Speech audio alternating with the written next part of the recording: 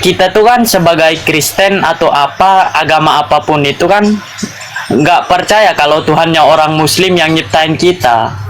Ya karena kalian kafir, mengingkar. Kok kafir? Dari kata kafaro artinya menutup diri dan menolak kebenaran.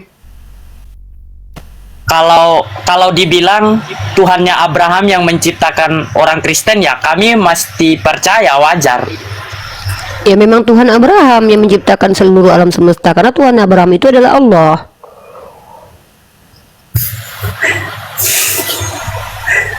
Tapi kan dulu kan belum ada kata Allah. Bahkan di Allah itu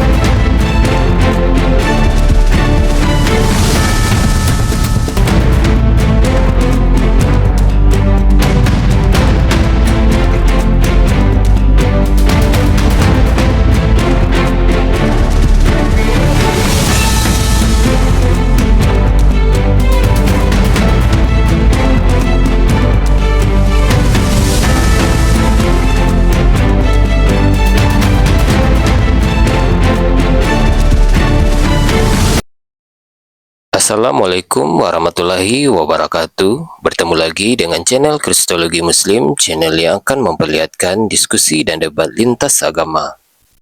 Pada kesempatan hari ini, semoga kita semua dalam keadaan sehat walafiat, selalu diberikan kesehatan, dan segala macam urusan dilapangkan, dipermudahkan, dan dilancarkan seperti apa yang diharapkan, dan juga diberikan segala kecukupan ekonomi, rezeki yang berlimpah yang tidak pernah habisnya dari Allah Subhanahu wa Ta'ala. Di video kali ini masih seperti biasa, saya akan memperlihatkan diskusi dan debat lintas agama di mana nantinya apologet Islam dan oknum Kristen akan saling bertanya dan menjelaskan agama masing-masing. Yang mana kita akan bisa menilai mana agama yang benar-benar bisa diterima dan dipahami secara akal pikiran manusia yang berakal. Di video ini juga kita akan melihat diskusi dan debat Unirifa dan apologet Islam lain dengan beberapa oknum Kristen yang mana kita bisa mendapatkan ilmu dan pengetahuan tentang ajaran Islam dan ajaran Kristen. Dan bagaimana berjalannya diskusi ini, apakah akan berjalan tenang dan santun atau malah sebaliknya memanas, di mana biasanya oknum Kristen jika tidak sanggup menjawab pertanyaan dan juga tidak terima ajaran dan isi kitabnya dibahas, mereka akan emosi dan marah, bahkan sampai menghujat pribadi atau ajaran. Nah, daripada penasaran dengan diskusi dan debat ini, mari kita simak saja videonya sekarang. Misalnya Afan sudah dioperasi jadi perempuan, dia sudah bukan laki-laki dan bukan perempuan juga dia. setan dia Pak kau. cewek. Afan jangan salah loh. Abang ini suka loh sama kamu loh. Tuh Iya, senyumnya tuh. tuh. Dia pernah coba Abang kali. Nah, itu laki-laki ya, sekali laki-laki laki-laki. Makanya kan kita bilang kalau misalnya Afan sudah dioperasi jadi perempuan, Afan juga bukan perempuan dan bukan laki-laki juga, Afan. Saya kalau udah Bang dioperasi Mesia ini, mati aja. Bang Mesia ini kalau lihat laki-laki kayak kamu, pengen disikat sama dia loh. Tapi Afan Ya, pernah ya? hati-hati kamu loh. Apa? Enggak tahu. Karena apa? Enggak lah. Kamu tuh udah mulai Apa? ngawur kau. Kesetanan. Astaga. Jangan kalian DM di belakang aku ya. Bang Mesia sama Afan jangan DM-an berdua ya. Nanti dikasih iPhone loh sama Bang Mesia lo, Afan. Iya, mau Afan? Hah? Tapi Saya tuh digunting tidak botak pernah mau menerima pemberian orang. gitu. Yaudah. Saya itu Ya masih sudah, Afan. Kasihan Ini kita korban dikira- pendeta ini. iya. Iya, korban pendeta. Iya. Nah, jangan Udah, Afan tanya aja ya, Dek ya. Jangan dibukain Iya, rahasia Jadi di kita gereja. lanjut aja Bunda. Bertanya aja ya. Tadi Kamu kan- bertanya aja ya, Afan. Bertanya aja. Tadi kan gini, yang apa ya? Yang dikehendaki kalau Allah mau, apapun yang dia kehendaki dia bisa. Berarti apa aja yang dia Ini dulu kehendaki. Bang Wan. Iya. Ya, dia bisa menjadi apa saja yang dia kehendaki, Dia bisa melakukan apa saja yang dia kehendaki. Contohnya apa aja? Ada suara musik ini. Suara musik di mana ini di tempat? Ya, ya udah. Contohnya menciptakan manusia. Ya, seperti itu. Contohnya menjadi Tuhan, menjadi pengasih, menjadi penyayang, menjadi pelindung, menjadi pemelihara. Bisa dia, mau dia. Dia menjadi pelindung bagi manusia lainnya, dia menjadi pemelihara bagi makhluknya. Itu bisa. Kalau dia jadi manusia dia nggak mau, karena ketika dia jadi manusia dia lemah, dia tidak berdaya. Ya kalau dia jadi tidak berdaya, jadi dia bukan Tuhan lagi lah, bodoh lah dia. Saya bisa jalan, ngapain saya pakai kursi roda? Kalau saya bisa jalan kaki, ngapain saya pakai kursi roda? Kan bodoh begitu. Sama seperti itu perumpamaannya. Saya punya kaki, kakinya sehat. Tiba-tiba saya pakai tongkat, itu namanya goblok. Dia nggak ngerti kayaknya. Afan mendingan komisnya dicukur aja loh, Bang Afan. Coba kamu on cam dulu terus saya lihat. Waalaikumsalam warahmatullahi wabarakatuh. Ayo Bang, coba tanggalin ini. Bang, ini dia santai aja. Ini santai. Afan, Ya. Afan di mute dulu, itu ada musik, Afan. Ya ada. Ya udah. Contohnya tadi kan ciptain manusia, gitu ya. Suaranya dilembutin sedikit biar Uni Rifa mengerti, Afan. Gini, tadi kan contohnya dia tuh nyiptain manusia. Terus kita yang Kristen diciptakan sama dia juga atau enggak? Betul. Semua, bukan cuman Kristen, seluruh manusia di alam semesta ini diciptakan Allah. Tapi kita tuh kan sebagai Kristen atau apa agama apapun itu kan nggak percaya kalau Tuhannya orang Muslim yang nyiptain kita. Ya karena kalian kafir, mengingkar. Kok kafir? Dari kata kafaro artinya menutup diri dan menolak kebenaran. Kalau dibilang Tuhannya Abraham yang menciptakan orang Kristen, ya kami mesti percaya, wajar. Ya memang Tuhan Abraham yang menciptakan seluruh alam semesta, karena Tuhan Abraham itu adalah Allah.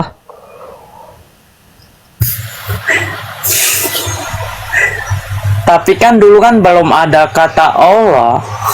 Bahkan di Allah itu agama sudah Yahudi menjadi pun nggak ada Tuhan, kata sudah Allah. Iya, Allah tetap adalah Tuhan, sudah menjadi Tuhan, akan tetap tidak akan pernah tidak menjadi Tuhan, bahkan sebelum lidah manusia ada, bahkan sebelum suara itu ada, bahkan sebelum kata Allah itu ada. Andai pun lidah manusia yang mengucapkan kata Allah itu tidak ada, Allah tetaplah Tuhan. Karena dia adalah Tuhan, sebelum segala sesuatu ada, dia tetaplah Tuhan. Sampai kapanpun Tuhan tidak pernah tidak menjadi Tuhan. Beda dengan Yesus. Yesus itu beda. Yesus pernah nggak jadi Tuhan waktu dia jadi manusia, waktu dia di tiang salib. Yesus itu pernah berawal menjadi Tuhan, yaitu di abad pertama, dan ketuhanannya pernah berakhir waktu dia mati. Kemudian dia jadi Tuhan lagi waktu bangkit dari ketiga.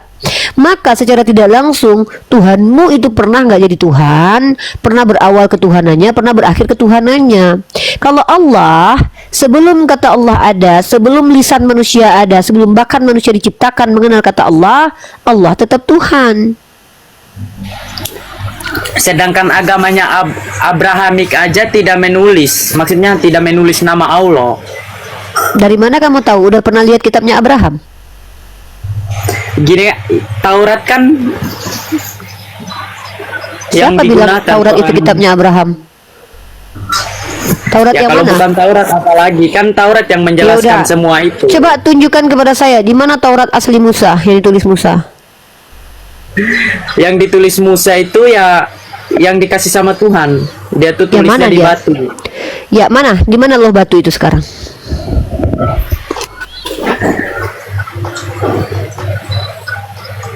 Batunya sudah bikin rumah. Aduh, kasihan orang-orang Kristen nih ya. Doktrinnya sampai akut begini loh, sampai mengaku-ngaku bahwa Taurat masih ada. Nabinya aja udah nggak ada, Tauratnya pula masih ada. Loh batu yang dibawa Musa aja udah nggak ada. Jadi inilah kenapa kalian itu tidak mengenal kata Allah. Yahudi tidak mengenal kata Allah. Kenapa? Karena kitab yang Kata dibawa Allah oleh itu Musa buatan itu sudah tidak manusia. ada. Ya kata ya memang dibuat manusia. Udah ya.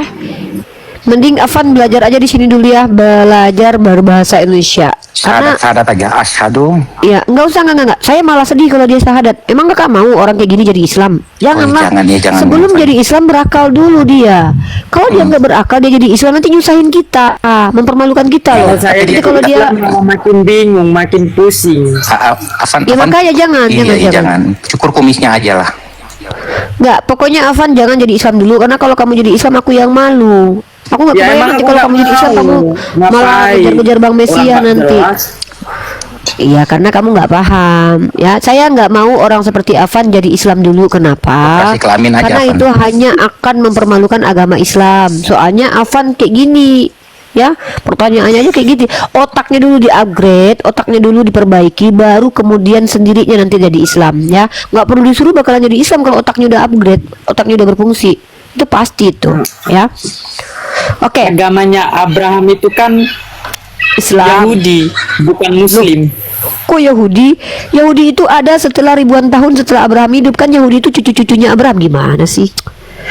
Yahudi itu kan dari kata Yehuda. Yehuda itu anak salah satu dari anak Yakub. Yakub itu anaknya Ishak. Ishak itu anaknya Abraham. Abrahamnya sudah muncul, Yahudinya entah kapan-kapan. Kok bisa pula jadi katakan Yahudi? Ada-ada aja kau Afan. Makin lama makin ngawur kau deh.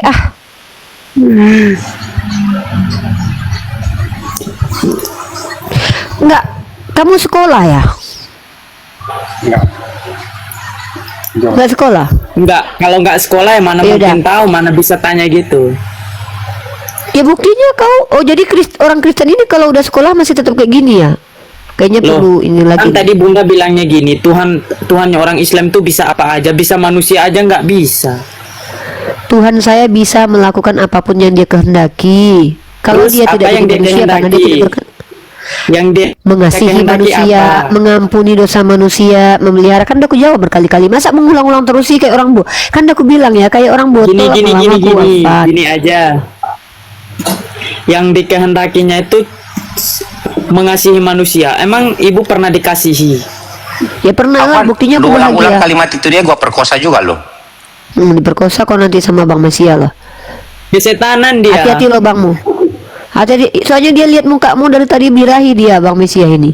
Jadi Afan, Nggak bisa ya, bantah ya kesetanan. udah Afan turun, cuci kaki, cuci tangan, minum obat cacing ya. Hati-hati ya, duburnya hati-hati ya. Dadah. Bahaya Bang Mesia lihat kayak gitu nanti beneran suka dia lagi sama si Afan. Mereka itu doktrinnya. Udah aku. Halo Dwi Rahayu, hati-hati loh Kak ngomong-ngomong gitu beneran suka loh Dok. Ya. Awas Kakak. Tahu-tahu Kakak udah jadian aja sama si Afan. Karena memang di sini kita banyak kawan-kawan yang begitu, jadi sudah terbiasa. Hati-hati loh, itu menular loh Kak. Itu Iya, menular menular. dari candaan loh Kak. Oh, nggak dari candaan kak. Di sini Hati-hati banyak loh. Bercanda begitu. Dulu Iya, masih bisa. nggak boleh dicandain. Dulu masih bisa, sekarang sudah nggak bisa. Ya. Jadi kalau ada nanti ganti kelamin apa, ganti jadi laki-laki itu diizinkan gitu. Nama aku tetap Rifa iya. gitu. Tapi sudah laki-laki. Gitu. Gender aku di situ Jadi- ditulis laki-laki gitu. Dan Kan kalau aku ada- nikah sama ada- laki-laki, ada kan kasus nanti aku tuh. adalah orang yang GAY. Ada kasus tuh. Kekerasan rumah tangga dituntut sama istrinya, laki-lakinya itu berubah jenis kelamin Terus jadi perempuan, terus dia suka perempuan, ya nggak masalah, tanpa harus dioperasi lagi. Jadi inilah orang- negara yang nggak iya. ada hukum Islamnya ya. Hukum yang dia buat-buat sama mereka jadi rusak. Jadi itu memang betul-betul setiap orang yang ada di sana itu, misalnya mereka jadi ini, wah aku nanti kok tinggal di sana gimana dong? Ya nggak apa-apa. Tuh kalau aku nanti ini, kalau berubah jadi laki-laki kita homreng. Tapi suka laki-laki kan nggak masalah. Dan itu dan jenis kelaminku di KTP jadi laki-laki gitu. Laki-laki, iya, tapi suka laki-laki. Ih, kali. Aku aneh mah. Iya, udahlah dia berdiskusi tuh. Gila. Halo MR002. Setengah jam lagi teman-teman, aku juga ada urusan sedikit. Aku mau ini, Kak. Kemarin aku kan beli ini nih. Aku yang ini aku minta ganti orangnya lagi. Soalnya ngerobot kan. Nih. Mau ngantar itu lagi. Kan ngerobot. JBL aja suaranya. ganti JBL. Nggak ada, ya aku nanya dulu lah gimana lagi kalau nanti ini. Oke teman-teman, itulah tadi sekelumit dialektika lintas iman bersama saudara-saudara Kristen. Ada yang lucu, ada yang nyebelin, ada yang ngeselin, ada yang kurang ajar, ada yang nggak ada adab, ada yang ada yang ramah, ada yang baik. Ini adalah dinamika dialek lintas iman. Kesabaran dibutuhkan dalam dialek lintas iman, karena kalau kita tidak sabar kita bisa ke-trigger, kita bisa terpancing untuk marah ya. Sementara marah itu penyakit sebenarnya ya, tidak baik ya. Resiko soala atau sila terkoneksi. Allah terkoneksi dengan Nabi Muhammad dengan merahmati. Kalau malaikat itu berdoa kepada Allah. Jadi ini satu kata yang bermakna ganda, tergantung konteks siapa yang memakainya, gitu ya. Jadi kata yusalluna ala nabi itu saya akan tunjukkan tafsirannya di dalam kitab Al-Qurtubi jilid ke-14 ya. Teman-teman, saya punya materinya. Ini materinya sudah saya buatkan satu PDF ya.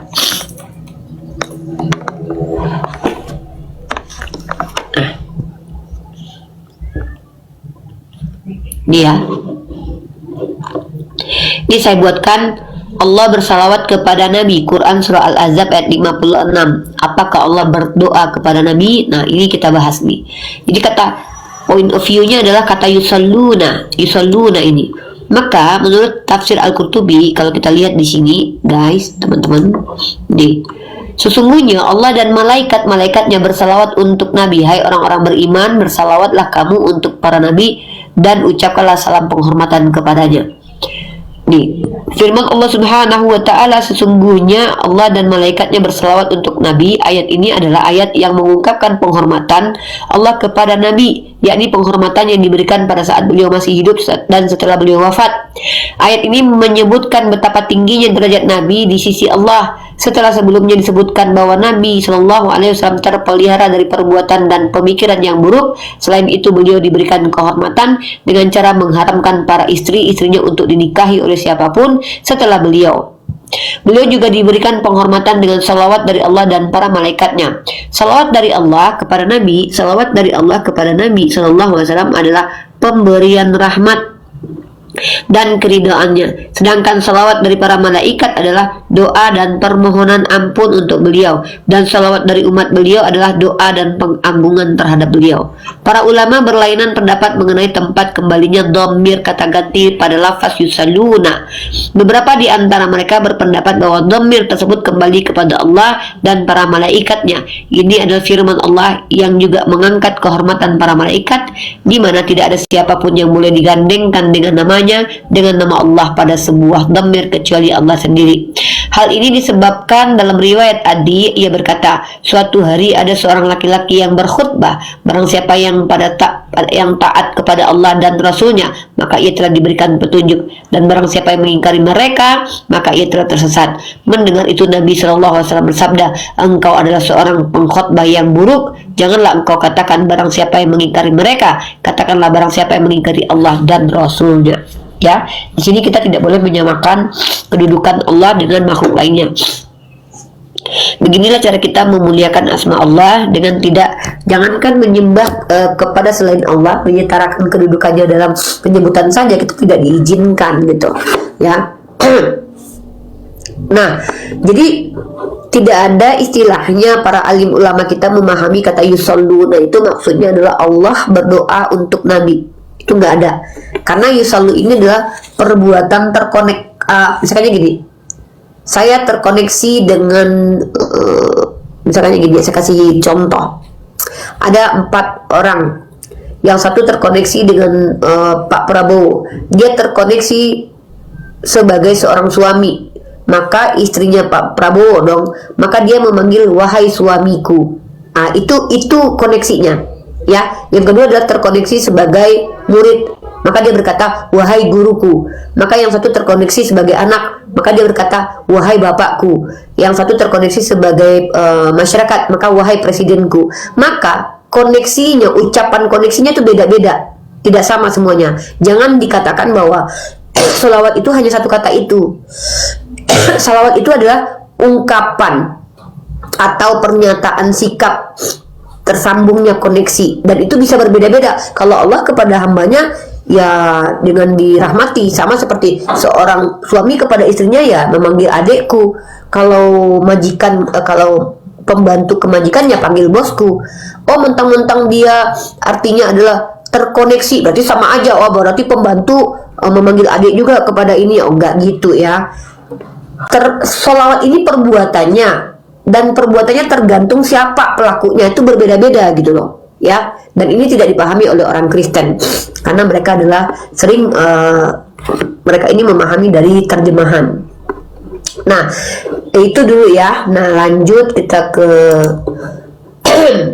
selanjutnya.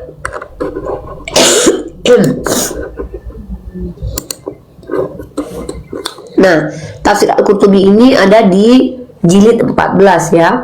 Jilid 14 halaman ke teman-teman lihat di halaman 553. Ya, lihat di halaman 553.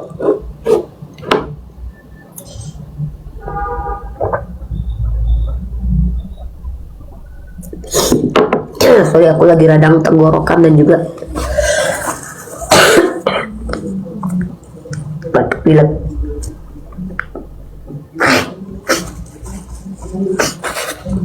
Nah, lanjut ya. Nah, kesimpulan tafsirnya aku bacakan adalah: salawat dari Allah kepada Nabi adalah pemberian rahmat dan keridoannya, sedangkan salawat dari para malaikat adalah doa dan permohonan ampun untuk beliau, dan salawat dari manusia adalah permohonan untuk keselamatan beliau. Keragaman makna kata as-sholah dalam Al-Quran itu banyak. Yang dalam Quran surah At-Taubah ayat 103, kata as-sholah pada ayat ini menurut At-Tabari dimaknai sebagai berdoa. Dalam Quran surah Al-Ahzab, kata as-sholah menurut At-Tabari dimaknai sebagai rahmat dan kasih sayang. Dalam Quran surah Al-Hud ayat 87 dimaknai kata as-sholah sebagai agama. Quran surah Al-Isra ayat 110 dikatakan as-sholah itu sebagai membaca Al-Quran. Dalam Quran surah Al-Hajj ayat 40, as-sholah disebut sebagai rumah-rumah ibadahnya para Yahudi. Quran surah Al-Baqarah 238, as-sholah dikatakan sebagai sholat 5 waktu. Quran surah Al-Baqarah ayat 27, sholat dikatakan sebagai hubungan atau koneksi. Begitu. Ini ada dalam kitab tafsir Al-Qurtubi jilid 14, dan juga teman-teman di dalam kata Mukhlis Ali Ahmad Isnaini, keragaman makna kata sholah dalam Al-Quran, dalam jurnal Yunisan Jurnal Manajemen dan Pendidikan volume 02 nomor 03 ya. Jadi tidak ada ceritanya Allah itu bersolat maknanya adalah Allah berdoa kepada Tuhan lain untuk Nabi Muhammad. Itu pemahaman yang sangat keliru. Nah, lanjut yang kedua, kita menjawab syubhat lagi. Nah, sebelumnya kita komparasi dulu. Orang-orang Kristen itu lucu. Mereka itu menuduh bahwa Allah berdoa kepada Nabi, sementara mereka menerima Tuhan mereka yang bernama Yesus itu jelas-jelas berdoa kepada Bapa yang adalah Tuhan lain. Ya, teman-teman mungkin mendengarkan dalilnya itu Yesus berdoa kepada Bapa, ya. Ya Bapakku, permuliakanlah aku. Itu permintaan, ya. Jadi seorang anak meminta kepada bapaknya untuk mendapatkan apa yang dia inginkan. Dan orang Kristen menganggap itu hal yang lumrah, sementara mereka menghina Allah dengan pandangan mereka yang sangat-sangat keliru gitu. Nah, sekarang kita lanjut ke tema selanjutnya ya, terkait tentang syubhat yang sering dilontarkan oleh orang-orang non-muslim dari kalangan Kristen. Nah, yang kedua adalah jawaban terkait tuduhan Nabi yang ummi. Nah, Nabi Muhammad dikatakan ummi, ya, itu artinya adalah Nabi Muhammad itu ada beberapa makna kata ummi. Perlu aku berikan paham teman-teman. Aku bikin sebuah handout. Kata ummi dalam Al-Quran itu ada beberapa makna ya. Yang pertama, aku kumpulkan semua arti kata ummi dalam literasi Islam. Nah, kata umi dalam Al-Quran ada di beberapa surat, yaitu Quran surah Al-Baqarah ayat 78, Quran surah Al-A'raf ayat 157, dan Quran surah Ali Imran ayat 20, dan Quran Al-Jumu'ah ayat kedua. Nah, kata umi dalam kamus Al-Ma'ani diartikan sebagai orang yang tidak bisa membaca dan tidak berpendidikan. Dalam tafsir Al-Qurtubi jilid kedua halaman 11 tentang Al-Baqarah 78, kata umi adalah orang yang tidak membaca dan merujuk kepada kitabnya orang Yahudi. Dalam hadis Imam Bukhari nomor 327 yang disebut dengan kata umi itu adalah umat yang tidak pernah mengetahui kitab sebelumnya, ya, dan mereka tidak bisa membaca dan berhitung. Nah, menurut Ikrimah, ada hak kaum yang umi adalah kaum Nasrani dalam Quran surah Al-Baqarah ayat 78. Jadi dalam Quran surah Al-Baqarah ayat 78 yang dikatakan umi adalah umat non-muslim dari kalangan Nasrani. Nah, dalam tafsir Ibnu Katsir jilid pertama halaman 167, sama seperti kitab Al-Qurtubi, Ibnu Katsir menambahkan ayat penjelasan umi juga adalah salah satu sifat Nabi dalam Quran surah Al-Ankabut ayat 48, dan kaum Nabi juga termasuk kaum yang umi, Quran surah Al-Jumu'ah ayat kedua. Nah, teman-teman harus paham ya, buta huruf itu apa sih? Buta huruf itu sih, kita semuanya dulu buta huruf. Sebelum kita masuk SD, semua orang itu buta huruf. Karena belajar menulis dan belajar membaca itu bukan cacat kalau tidak bisa, tapi skill yang bisa ditambahkan, sesuatu yang bisa ditambahkan, ya.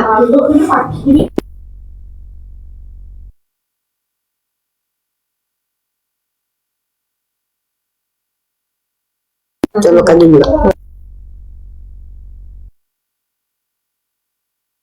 Nah, orang yang umi ini adalah orang-orang yang belum bisa membaca dan menulis. Ada juga para ulama yang mengatakan kata umi ini dari kata al-um, yang artinya adalah seseorang yang keluar dari rahim ibunya yang tidak memiliki skill membaca dan menulis. Nah, teman-teman harus pahami ya, orang yang bisa dikatakan kognitifnya rendah itu bukan orang yang umi.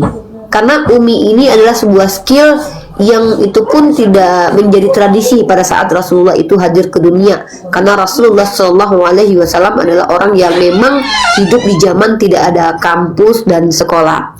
Pada waktu itu orang Arab itu semuanya tidak mengenal tradisi tulis menulis, tapi mereka lebih senang menghafalkan. Makanya mereka senang bersyair ya, dan kemudian membacakan syair-syairnya, tapi mereka tidak terbiasa dengan tulis menulis. Nah, nulis menulis ini bukan perbuatan yang sulit untuk dipelajari. Ya, anak-anak kita pada saat usia kelas 2 SD itu tidak bisa menulis misalkannya, itu bisa dikejar 6 bulan saja. Anak aku mau naik kelas 2 itu masih sulit membaca. Aku leskan sama gurunya, 6 bulan dia udah bisa membaca. Artinya, masa membaca dan menulis itu hal yang membuat seseorang value-nya turun? Tidak. Karena zaman dulu memang orang tidak terbiasa dengan membaca dan menulis. Tuh. Nah, kemudian banyak makna kata umi yang bisa kita pahami dan semua terkorelasi. Membaca dan menulis itu tidak bisa dilakukan oleh manusia kalau dia tidak pelajari, jadi harus belajar dulu. Nah, Nabi Muhammad tidak terbiasa dengan proses belajar mengajar seperti itu karena beliau memang tidak pernah baca kitab manapun. Itu ya.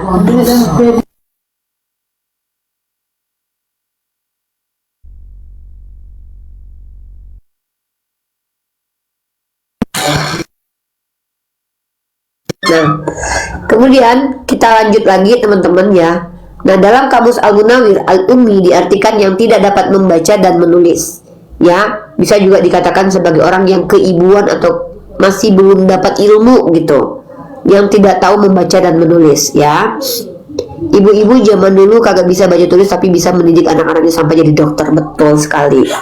Al-Dujjat berkata bahwa al-ummi adalah orang yang berada pada kondisi awal umat ketika dilahirkan yang tidak mempelajari tentang kepenulisan dan tentang kitab-kitab yang ada pada ahli kitab.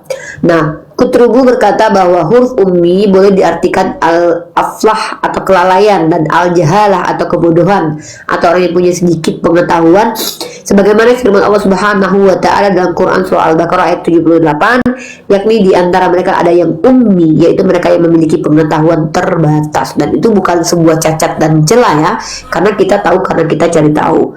Kalau kita nggak tahu bukan berarti kita ini tercela, tidak, karena kita memang nggak cari tahu seperti itu. Memang Nabi Muhammad nggak cari tahu karena Nabi Muhammad tidak ada kebiasaan seperti itu. Beliau tidak banyak bertanya-tanya kepada ahli kitab ya. Bahkan beliau ketika ditantang oleh Allah, kalau kau ragu kepada apa yang diturunkan kepadamu, ditanyakan kepada ahli kitab, tapi beliau tidak pernah ragu dengan hal itu. Artinya beliau tidak butuh pengajaran dari manusia tentang ketuhanan. Makanya pure ya, ajaran Islam ini tidak datang dari manusia manapun, tapi datang dari Allah Subhanahu wa taala yang mengajarkan Nabi Muhammad apa yang harus disampaikan. Gitu ya. Lanjut. Nah, komparasinya tentang kata umi ini. Umat Kristen itu sering sekali menghina Nabi Muhammad dengan mengatakan Nabi Muhammad ummi. Dan lucunya umat Kristen itu punya Tuhan, yang mana Tuhannya itu memilih orang-orang idiot menjadi rasulnya. Ya, kenapa aku bilang kayak aneh? Karena idiot itu adalah IQ yang rendah dan lemah, itu cacat. Ya, itu kayak memang kemampuannya yang tidak bisa gitu loh. Nah, dalilnya di mana kalau Yesus memilih orang-orang idiot untuk menjadi rasul? Teman-teman lihat di dalam Kisah Para Rasul ya, ini. Nah, murid-murid Yesus itu tidak terpelajar. Itu ada dalam Lukas pasal 2 nomor 46. Yahudi itu sudah mengenal pembelajaran, tapi murid-muridnya masih belum terpelajar. Kisah Para Rasul pasal keempat nomor 13, teman-teman, aku tunjukin datanya ya. Nih, ini Kisah Para Rasul pasal 4 nomor 13. Kalau teman-teman lihat arti kata apa namanya di sini ya, idiotai, ini adalah idiot. Jadi murid-murid Yesus itu ternyata dikatakan sebagai orang-orang idiotai gitu. Beda ya, idiotai dengan umi itu beda. Umi itu skill yang belum dimiliki. Idiotai itu kemampuan berpikirnya memang di bawah rata-rata gitu ya. Ini lucu kalau orang Kristen tuduh agama Islam begitu karena Tuhan mereka memilih rasul yang adalah orang-orang idiot. Nah, kemudian kita bahas tentang pesta seks ya. Hari ini kita khusus bahas dan jawab syubhat aja ya. Nanti kalau ada yang mau bertanya boleh.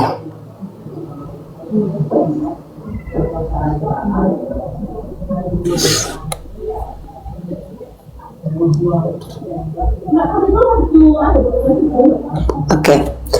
Nah, kalau kita bicara tuduhan tentang pesta seks itu muncul dari salah seorang ustadz seleb yang pernah menerangkan ketika dia ceramah di sebuah stasiun TV, mengatakan bahwa nanti umat Islam itu ada pesta seks. Nah, ini sebenarnya gini ya, aku bilangnya gini, kalau orang menyimpulkan sesuatu yang tidak ada literasinya, maka orang ini bisa ditolak ucapannya. Dan ternyata Ustadz Syam ini sudah mengakui kesalahannya dengan meminta maaf kepada MUI itu. Ustadz Syam mengaku salah, minta maaf telah menyebut pesta seks di surga. Tuh, dia udah minta maaf tuh. Ini kenapa sebagai seorang pendakwah itu yang diucapkan itu jangan pemikiran pribadi kalau bisa. Kalau mau menyampaikan pemikiran pribadi boleh, tapi tidak boleh dipastikan itu benar, karena kita punya keterbatasan. Kalau tidak ada tertulis di Al-Quran dan hadis, jangan coba-coba untuk sampaikan. Boleh memberikan sudut pandang tentang pemahaman ayat dan dalil, tapi tidak boleh menyebutkan sesuatu yang tidak sama sekali diberitahukan. Ya, tidak boleh sebenarnya, biar tidak terjadi syubhat. Nah, masalahnya adalah pesta seks di surga ini tidak pernah ada dalam Islam. Nah, tapi kalau seandainya orang Kristen menuduh di surga kita ada pesta seks, sebenarnya aku bisa buktikan justru secara tertulis pesta seks di surga itu adanya di kitabnya umat Kristen. Ya, aku udah pernah bahas ini, yaitu perjamuan kawin. Perjamuan kawin itu dari kata perjamuan dan kawin. Di KBBI salah satu arti dari kata perjamuan adalah pesta, dan arti kawin adalah berhubungan seksual. Maka secara tidak langsung perjamuan kawin itu ekuivalen dengan pesta seks. Itu sebenarnya. Tapi ya orang-orang Kristen kan begitu, ya enggak?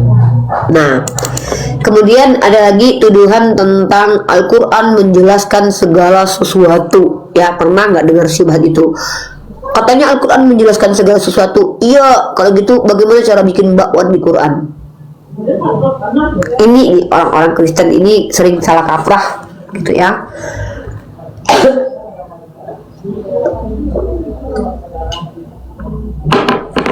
Nih, aku bacain ya. Ayat yang dimaksud oleh polemikus dari kalangan non-muslim terkhusus orang-orang Kristen. Fasalu ahli zikri.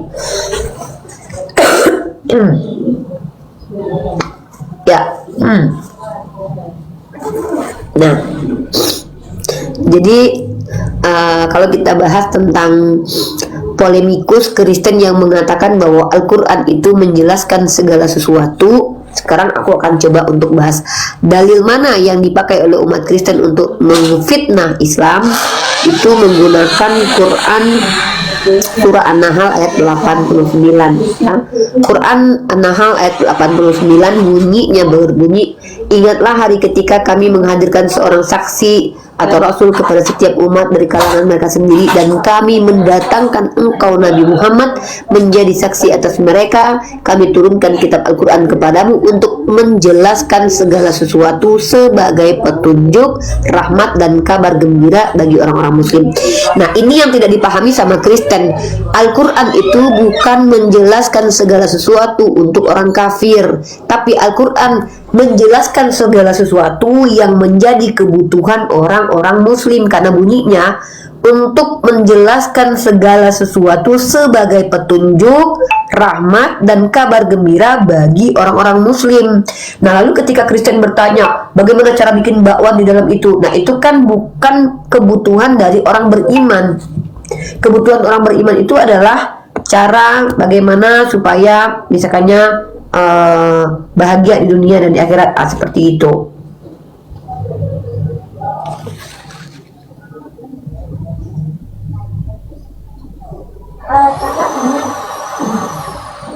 Itu ya.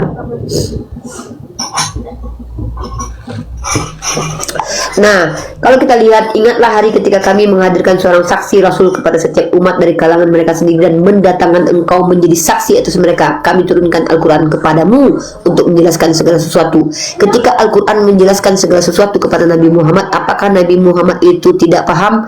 Paham. Maka sebagai seorang Nabi yang memahami isi Al-Quran, dialah yang menjelaskan kepada umatnya. Dari mana dalilnya? Dalilnya dalam Quran surah Al-Furqan ayat 33. Tidaklah mereka datang kepadamu membawa sesuatu yang aneh kecuali kami datangkan kepadamu kebenaran dan penjelasan terbaik. Jadi Al-Quran itu segala sesuatunya itu dijelaskan kepada Nabi Muhammad. Maka Nabi Muhammad adalah orang yang mudah mengerti dan paham. Maka ketika Nabi Muhammad mudah mengerti dan paham, maka beliaulah yang menjelaskan kepada manusia yang memiliki perbedaan dalam kognitif dan juga background, sehingga tidak semua orang sama dalam memahami Quran. Kenapa? Karena kan tergantung orangnya. Nggak mungkin ada orang yang tidak terpelajar dengan orang terpelajar ketika dikasih satu ayat itu sama cara memahaminya. Kalau orang terpelajar dengan orang tidak terpelajar dibacakan ayat, sama-sama memahami hal yang sama, kecuali untuk yang Muhammad atau untuk yang jelas, maka buat apa kita belajar? Nggak belajar aja kita bisa paham, kan begitu ya. Nah, jadi ibarat kata teman-teman kalau misalnya di kampus itu teman-teman punya kawan-kawan yang satu agak cepat menangkap, yang satu agak lama menangkap, yang satu agak lelet kepalanya, yang satu kok cerdas sekali gitu. Inilah bukti ketika Al-Quran sampai kepada Nabi, Nabi mudah memahaminya. Nah, ketika Nabi menjelaskan kepada umatnya, maka tidak semua umat itu sama pemahamannya gitu. Tergantung kepada backgroundnya orang tersebut. Tapi masalahnya adalah Kristen menyelewengkan makna yang mereka maksud adalah Al-Quran menjelaskan segala sesuatu bagi orang Kristen. Padahal Al-Quran itu menjelaskan segala sesuatu bagi orang Islam. Apakah menurut orang Islam mereka sudah mengerti tentang ketuhanan dan aspek-aspek tentang agama? Di dalam Al-Quran semua secara eksplisit dijelaskan tentang siapa Tuhan, jelas eksplisit, tentang berapa Tuhan, jelas eksplisit, siapa Nabi, jelas eksplisit, siapa bagaimana Al-Quran, jelas secara eksplisit, hukum-hukumnya, larangan dan aturannya jelas secara eksplisit. Lalu apalagi? Itu yang kita butuhkan untuk beriman dan berkeyakinan, begitu. Bukan Al-Quran menjelaskan segala sesuatu. Gimana cara mengobati obat HIV di situ? Andai pun ada pertanyaan konyol seperti itu, tetap ada jawabannya di Al-Quran. Mana jawabannya di Al-Quran? Kata Al-Quran adalah, kalau misalkannya kau mempertanyakan sesuatu, kau tanya kepada yang ahlinya. Ya, kau tanya kepada yang ahlinya. Nah gitu. Nah jadi Al-Quran menjelaskan segala sesuatu yang dibutuhkan oleh umat Islam sebagai petunjuk dan rahmat serta kabar gembira, dan penjelasannya sangat baik, mudah dipahami. Lanjut ya. Kemudian Al-Quran menegaskan bahwa Al-Quran hadir untuk menjelaskan segala sesuatu, dan bahkan andai manusia memahami secara harfiah bahwa semua pertanyaan sulit itu ada di Al-Quran, itu juga bisa diterima. Kenapa? Ketika ditanya misalkannya sama orang, "Hey Rifa, bagaimana fasalu ahli zikri in kuntum la ta'lamun?" Ya, seperti itu. Jadi kalau kita misalkannya bertanya kepada seseorang, "Rifa, di Al-Quranmu aduh, suara ngerobot ya di YouTube ya? Aduh, di YouTube suara ngerobot, teman-teman. Oh, suaranya slow motion. Oh, gitu. Slow motion ya? TikTok aman, TikTok Udah ya? aman. Di YouTube, Aman. di YouTube nggak aman. Di YouTube slow motion, itunya aman. Oke. Ini YouTube-nya bermasalah soalnya. Ini kayaknya headset nih harus ganti. Kemarin aku beli headset baru, benar. Kayaknya nggak cocok dia. Itu loh ya. Iya, ayat 7. Oke, Bang Milo.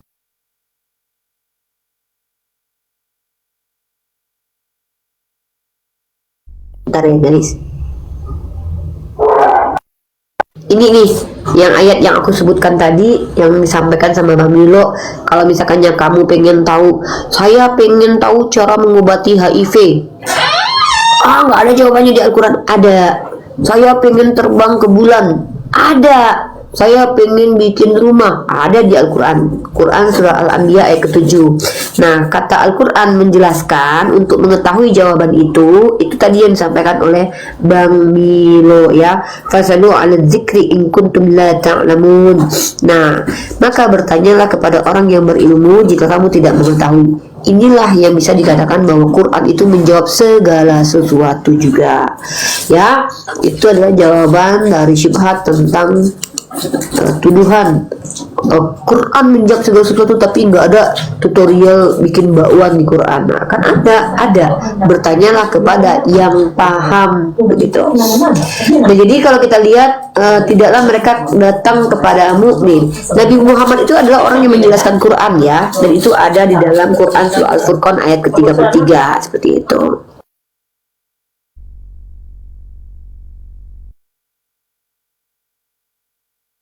Jadi jelas ya, segala sesuatu itu ada di dalam Al-Quran.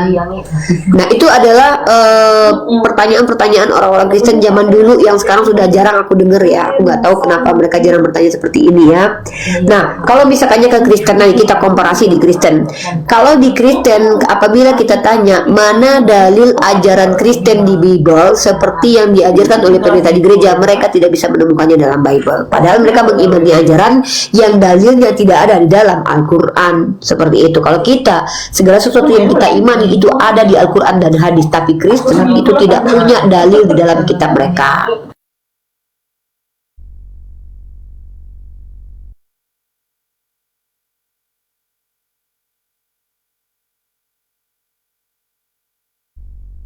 Oke, sekarang ada batu hitam ya, batu hitam. Sekarang kita akan menjawab syubhat tentang batu hitam. Dan berkata ini dalam kitab Imam Muslim ya, dalam sebuah riwayat hadis, dan berkata kepadaku Amru bin Ali yang menceritakan kepada kami Abi Hashim ya, Abu Hashim berkata, Ibnu Jurayj telah mengabarkan kepada saya Atha ketika Ibnu Hisham melarang para wanita untuk tawaf bersama kaum laki-laki. Bagaimana kalian melarang mereka sedangkan para istri Nabi SAW melakukan tawaf bersama kaum laki-laki? Aku bertanya, apakah setelah turun ayat hijab atau sebelumnya? Ia menjawab, benar, sungguh aku mendapatinya setelah turun ayat hijab. Aku berkata, bagaimana mereka berbaur dengan kaum laki-laki? Ia menjawab, mereka tidak berbaur dengan kaum laki-laki. Dan Aisyah radhiyallahu anha tawaf dengan menyendiri dan tidak berbaur dengan kaum laki-laki. Lalu ada seorang wanita berkata kepadanya, beranjaklah wahai Ummul Mukminin, mari kita mencium Hajar Aswad. Aisyah radhiyallahu anhu menjawab, engkau saja yang pergi, sedangkan ia enggan untuk pergi. Artinya ternyata mencium batu Hajar Aswad ini boleh ditolak kalau ada yang ngajak. Ya, kalau ada yang misalkannya mengajak kita mencium batu Hajar Aswad, itu boleh. Aku tak maulah, aku melambai aja dari jauh, karena dia bukan Tuhan, ya. Dan kita tidak pernah menyembah kepada batu tersebut. Sementara kalau kita bicara teman-teman kita Kristen, berani nggak mereka injak patung Yesus depan kita? Tentu mereka tidak mungkin berani. Kenapa? Karena tentu mereka mengkultuskan patung tersebut. Coba aja kalian tahu kan kisah Ratu Entok. Ratu Entok ngambil foto yang dikatakan Yesus aja, suruh potong aja, itu masuk penjara. Artinya orang Kristen tersinggung karena mereka menganggap bahwa yang di foto itu adalah Tuhan mereka. Sementara kita tidak pernah menuhankan batu hitam, gitu ya. Kemudian materi syubhat lagi apa ya?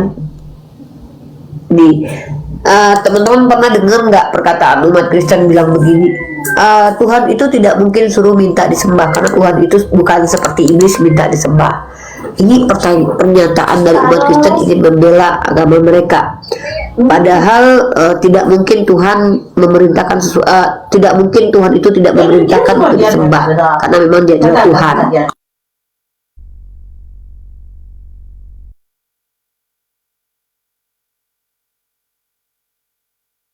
Nandar, coba baca WhatsApp dulu. Nandar, coba baca WhatsApp dulu. Nandar, baca WhatsApp dulu. Bentar.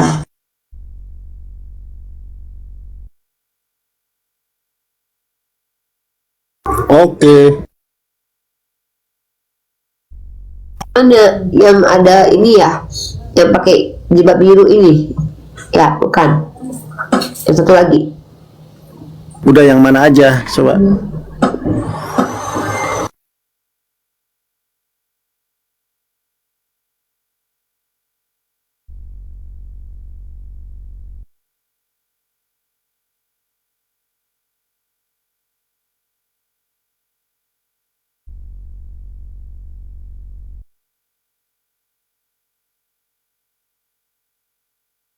Udah, silakan. Nah, Nandar.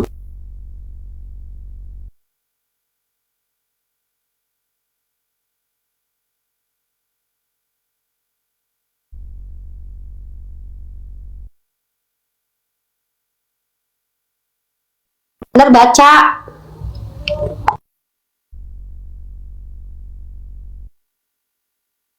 Aman.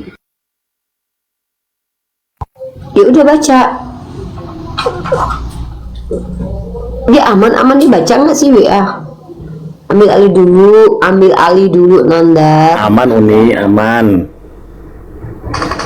Ya Aman. buka kamera dulu. Ya silakan. Ya kita operan dulu, Nandar dulu teman-temannya kajiannya dulu. Lanjut Nandar.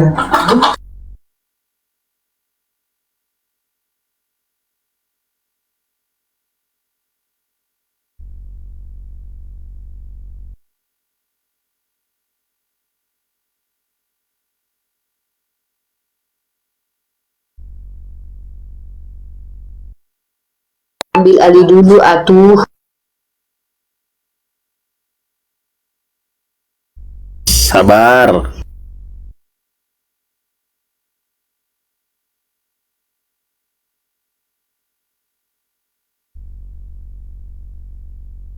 Bang Aldo naik, Bang Aldo. Tadi ada Aldo, mana si Aldo ini? Naik Bang Aldo.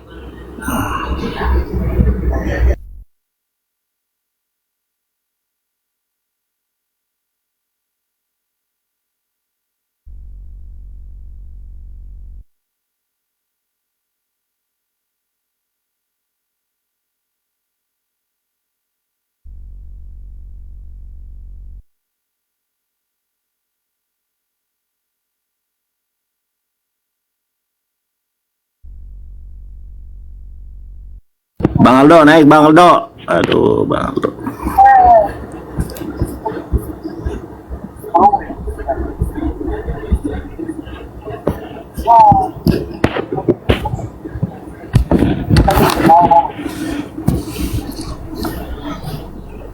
Ceceron.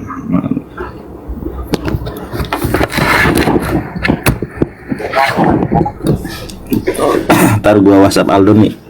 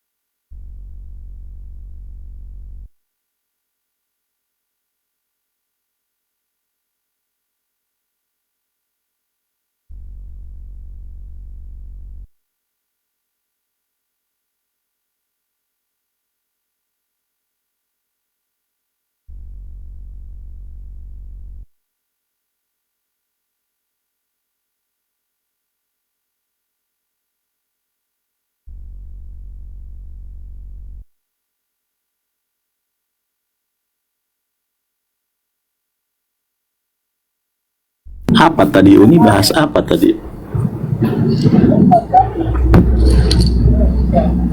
Baca chat dulu.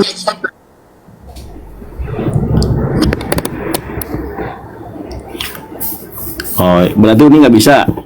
Aku mau sholat nih. Makanya ini nih orang disuruh baca aja, ternyata dia nggak baca. Anda tuh kebiasaan guys, disuruh koordinasi itu baca chat biar ngerti. Iya, gue sudah baca. Maksudnya itu sampai kapan? Nggak tahu. Mungkin ini aja deh, close dulu aja gitu. Udah close aja dulu, teman-teman. Close dulu ya. Soalnya Uni ini ada satu dan lain hal. Aku juga ada mau sholat dulu. Ya udah, makasih teman-teman semuanya. Subhanakallahumma bihamdika asyhadu an la ilaha illa anta astaghfiruka wa atubu ilaik. Assalamualaikum warahmatullahi wabarakatuh. Saya akhiri diskusi dan debat para pelogit Islam yang telah memberikan kita ilmu dan pengetahuan tentang ajaran Islam dan ajaran Kristen. Semoga ilmu yang kita dapat dari diskusi dan debat ini dapat membentengi kita dari pemutatan, yang mana pada saat sekarang banyaknya misionaris-misionaris mencari muslim yang awam untuk dimurtadkan. Saya akhiri video ini. Terima kasih kepada saudara-saudari muslim semua yang telah mengikuti diskusi ini sampai habis. Sampai ketemu lagi dan nantikan video-video diskusi dan debat apologet Islam selanjutnya. Assalamualaikum warahmatullahi wabarakatuh.